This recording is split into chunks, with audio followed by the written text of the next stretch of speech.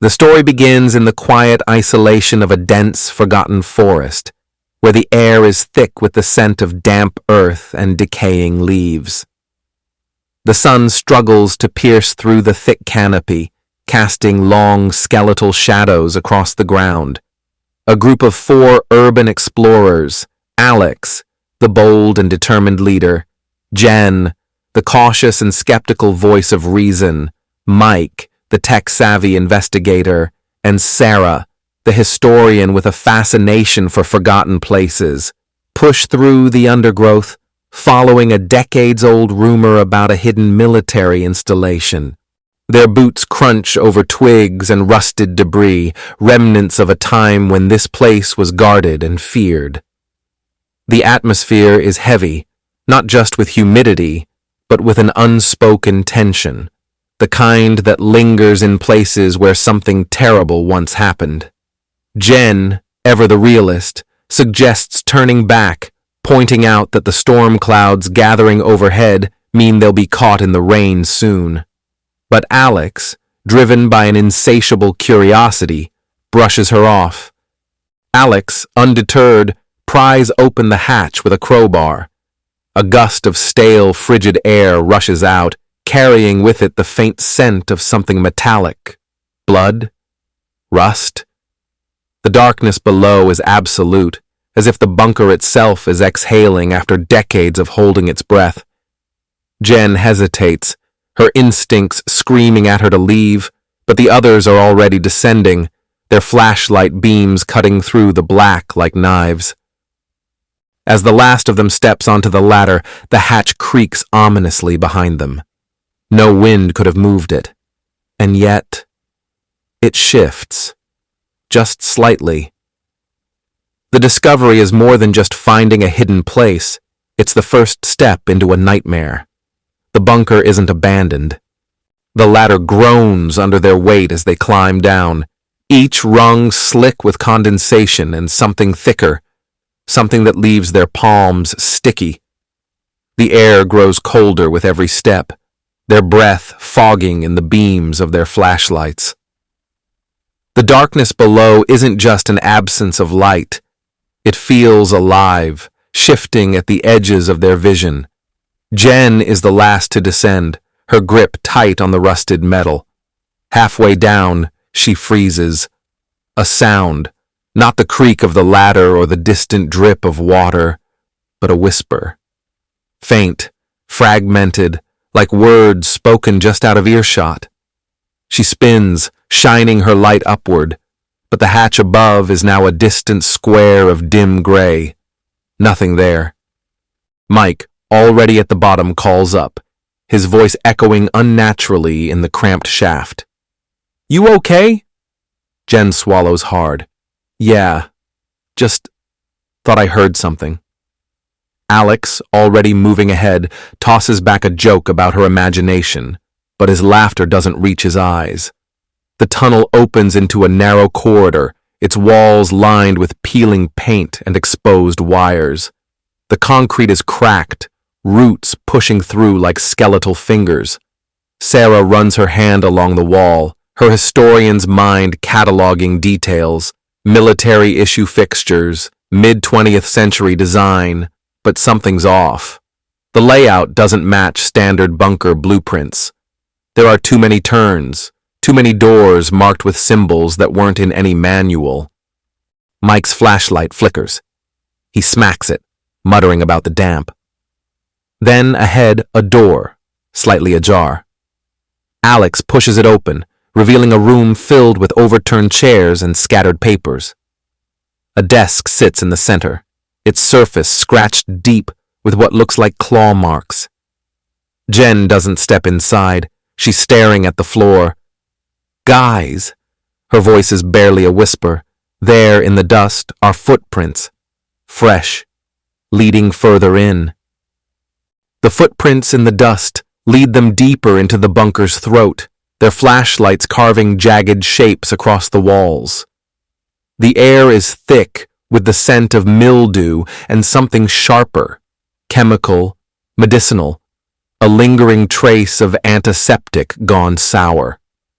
They step into a vast, high-ceilinged chamber, their footsteps echoing like gunshots in the silence. The room is a graveyard of Cold War-era machinery, rusted control panels, banks of dead monitors, and filing cabinets spilling yellowed documents onto the floor. A large metal table dominates the center, its surface stained dark in unnatural patterns. Sarah moves toward the papers, her fingers trembling as she lifts a faded dossier. The cover reads, Project Black Sleep, Eyes Only. The pages inside are a nightmare of redacted text and grainy photographs. Men and women in hospital gowns, strapped to tables, their faces contorted in silent screams. One phrase repeats in the margins, subject withdrawal unsuccessful. Mike, ever the technician, inspects a dead console. He jiggles a switch. Nothing. Then, on a whim, he kicks the side panel. A single bulb overhead flickers to life, casting the room in a sickly, stuttering glow. Shadows leap across the walls like fleeing figures. Jen doesn't touch anything. She stands near the door, arms crossed, her eyes darting to every corner. We shouldn't be here, she mutters. Alex ignores her, rifling through a drawer. He pulls out a map of the bunker, its edges brittle with age. A large section in the lower level is marked Quarantine Zone in bold red letters. Beneath it, handwritten in shaky script, God help us, they're still down there. Then, a sound. A metallic click, like a latch releasing. All four freeze. The noise came from the hallway behind them. Jen's breath hitches. We're not alone. The light above them dies with a pop. Darkness swallows the room whole. The control room hums with an unnatural energy as Mike works feverishly at the ancient reel-to-reel player, his fingers dancing across corroded knobs.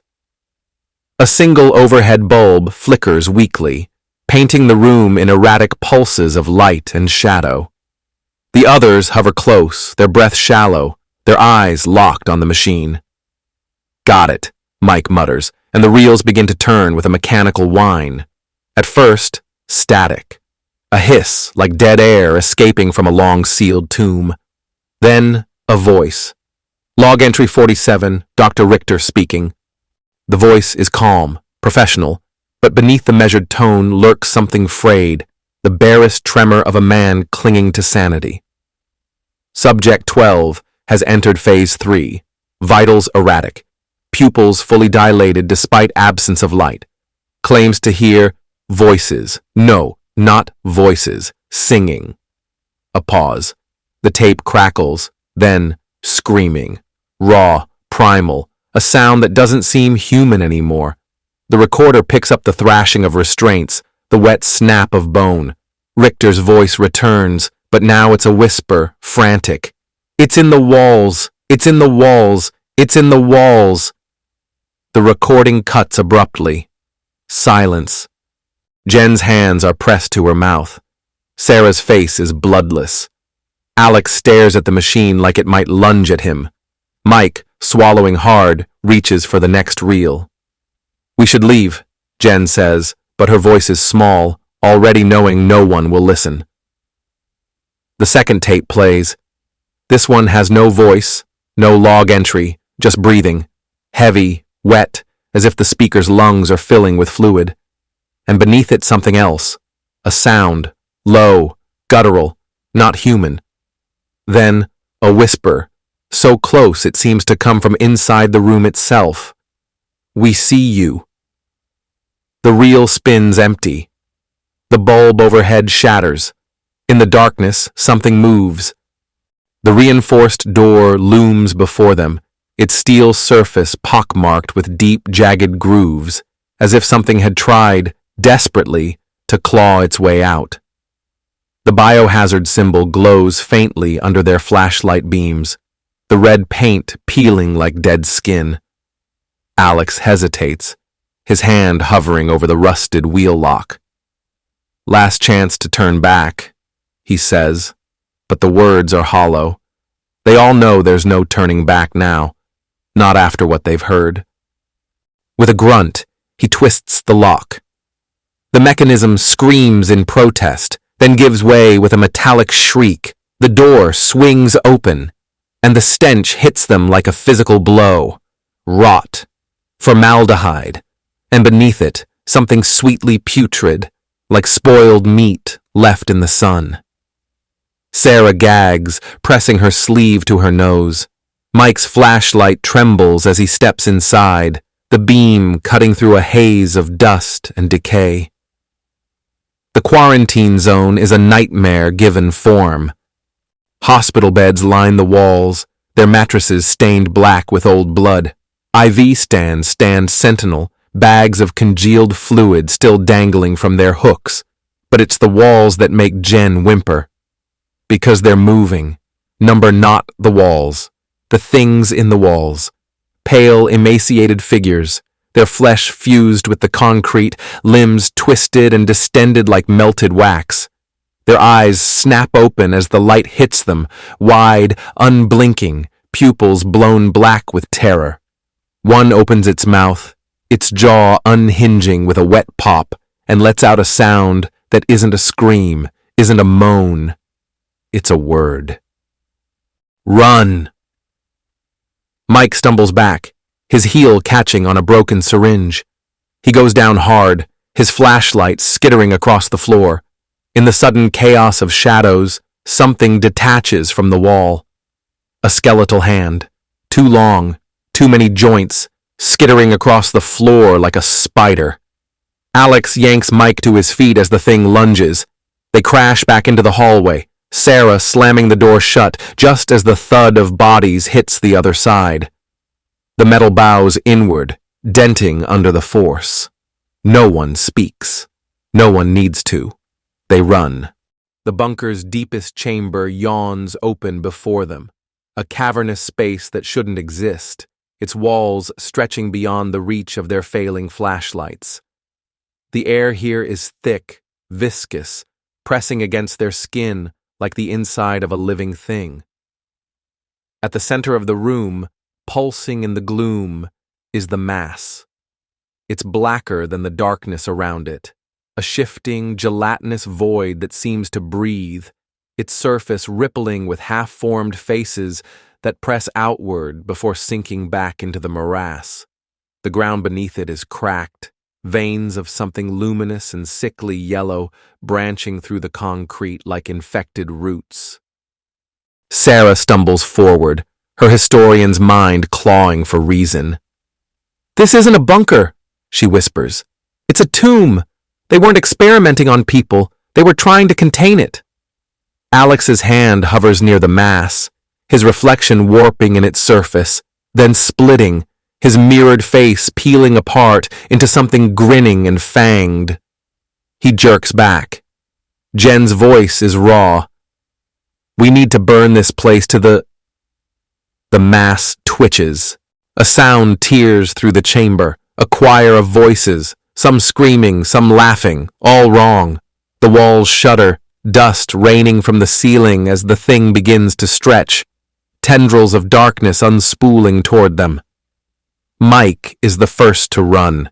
The others follow, but the doorway they just came through, is gone.